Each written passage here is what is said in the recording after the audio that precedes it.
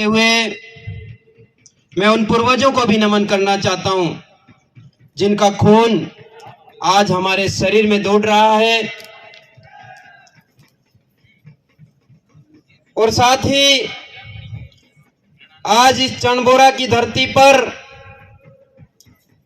डूंगरपुर से, बांसवाड़ा से, गुजरात से हमारे बीच में आए हुए सभी तमाम मेहमानों का इस भीलों की नगरी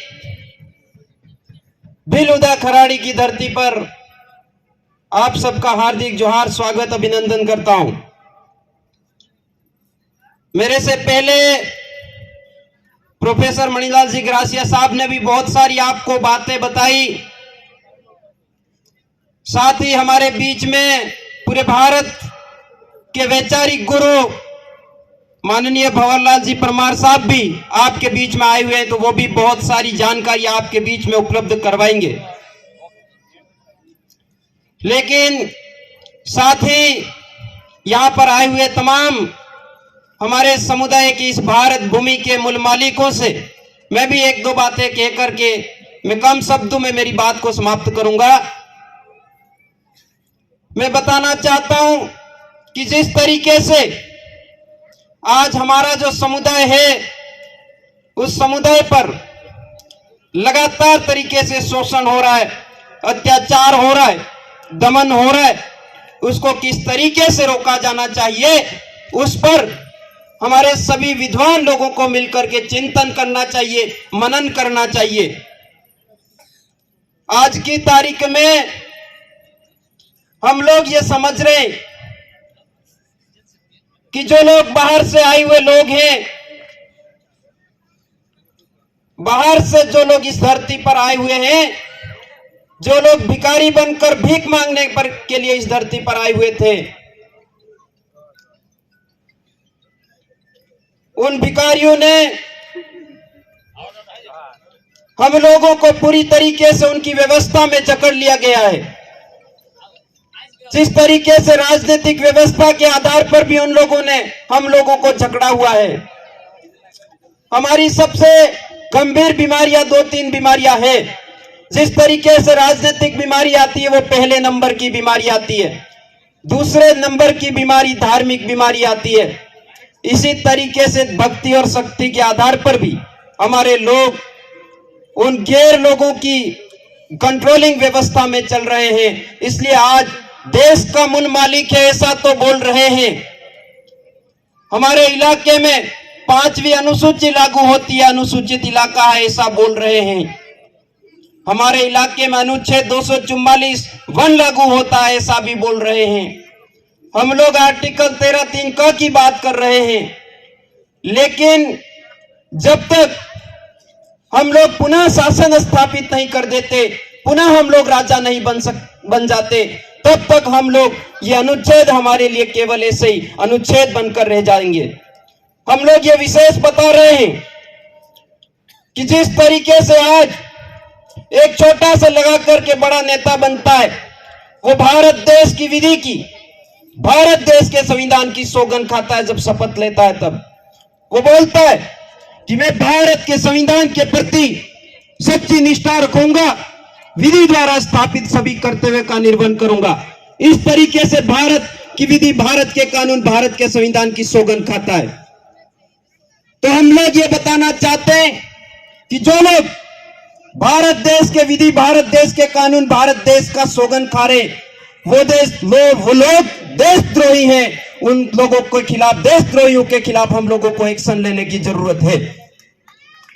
इसी बात को लेकर हमारी ये जो लड़ाई चल रही है, ये वैचारिक लड़ाई है और इसमें हमारे लोगों ने बहुत ही गजब की शानदार व्यवस्था बनाई है। हमारे लोगों के लिए निर्देशन की व्यवस्था बनाई है, सिलेक्शन की व्यवस्था बनाई है और नियंत्रण की व्यवस्था बनाई है। तो इस व्यवस्था के आधार पर हम लोगों को हमारा एकीकरण बहुत ज्यादा मजबूती से खड़ा करना होगा।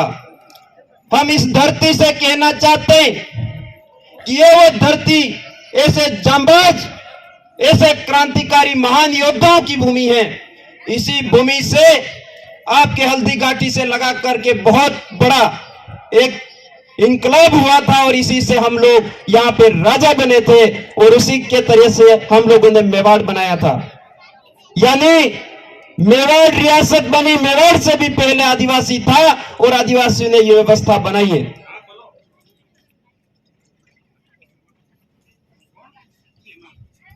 तो इसके लिए हम लोग कहना चाहते हैं कि जिस तरीके से हमारे पुरखे, हमारे पूर्वज ये बता के गए हैं कि आने वाला समय में डोरिये डोरिये दीवा लागेला, आने वाला समय में वायरे वाद थायला, आने वाला समय में पड़िए पड़िए पानी बेसाए, आने वाला समय में बलदन बाहर उतरे।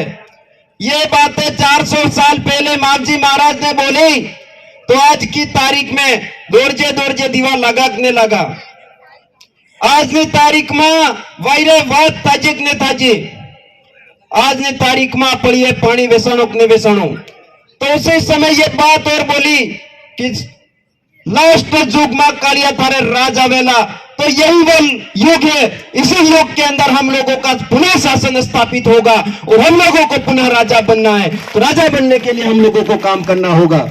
तो निश्चित तौर पर हमारे समाज का, हमारे समुदाय का संरक्षण हो सकता है, हम हमारे समाज को सुरक्षित कर सकते हैं। तो इसके लिए हम लोगों को बहुत बड़ा अभियान चला करके काम करना चाहिए।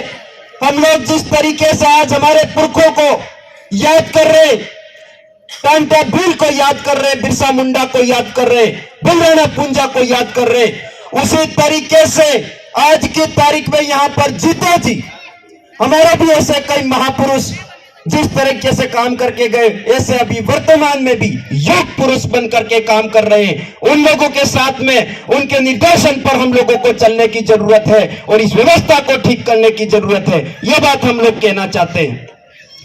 मेरे से बाद में और भी बहुत सारे वक्ता बहुत सारी बात रखेंगे, लेकिन एक बात और बताना चाहता हूं कि कई लोग पहले हम लोगों को वनवासी बोल रहे थे, असंवैधानिक भाषा बोल रहे थे, लगातार तरीके से बोल रहे थे। वो लोग आज जनजाति पर आ गए हैं और वो भी समय दूर नहीं है, वो आदिवासी बोलने को भी मजबूर होने वाले हैं। लेकिन हम लोगों को ये ज्यादा खुश होने की जरूरत नहीं है, हम लोगों को उनसे सतर्क रहने की जरूरत है। ये बात हम लोगों को बहुत ज्यादा अच्छे तरीके से ध्यान में रखनी होगी। तो हम लोग कहना चाहते हैं कि ना हम वनवासी हैं, न वनवासी है, हम आदिवासी है, हम आदिवासी है, हम आदिवासी नहीं, भारत देश के मूल मालिक है हम, रियल ओनर ऑफ इंडिया। तो इसी तरीके से हम लोगों को लगातार तरीके से हमारे जो पूर्वज हैं, हमारे पुरखे हैं, उनके बलिदान को व्यर्थ नहीं जाने देना है। और जब तक हम लोगों ने भी ठाना है कि हम जब तक जिंदा है, हमारे शरीर के अंदर एक एक रक्त का कण मौजूद है, तब तक हम लोग आदिवासी परिवार के लिए जी जान से काम करेंगे, ऐसा हम लोगों ने भी संकल्प लिया है। तो इसी तरीके से हर घर के अंदर आज की तारीख में टांटे मामा पैदा होना चाहिए, हर घर में आज की तारीख में बिरसा मुंडा पैदा होना चाहिए, हर घर में आज की तारीख में बुलराणा पूंजा तैयार होना चाहिए। तब जाकर के हमारा ये जो लड़ाई है वो हम लोग जीत सकते हैं। इसी शब्दों के साथ में मैं ज्यादा बातें और नहीं कहते हुए मेरे शब्दों को विराम दूंगा, लेकिन आप सबको बड़े जोश और जुनून के साथ में मेरे साथ में एक नारा बोलना होगा। अरे जय जोहर का नारा है, अरे जय जोहर का नारा है। बहुत बहुत धन्यवाद। जय जोहार, जय आदिवासी, जय बिल प्रदेश।